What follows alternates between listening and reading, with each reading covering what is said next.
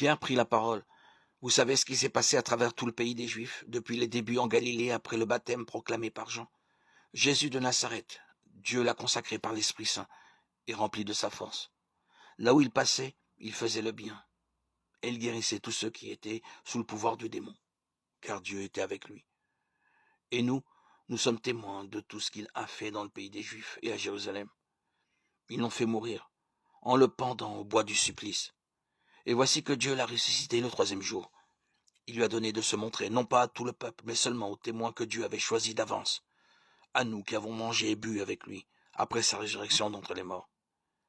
Il nous a chargés d'annoncer au peuple et de témoigner que Dieu l'a choisi comme juge des vivants et des morts.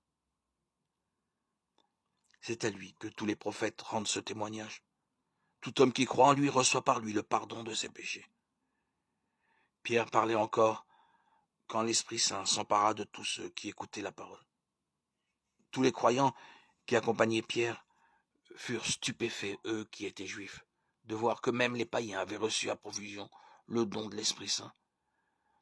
Car on les entendait dire des paroles mystérieuses et chanter la grandeur de Dieu. Pierre dit alors, pourrait-on refuser l'eau du baptême à ces gens qui ont reçu l'Esprit Saint, tout comme nous? Et il donna l'ordre de les baptiser au nom de Jésus-Christ. Alors, ils lui demandèrent de rester quelques jours avec eux. Actes des apôtres 10, 37, 48.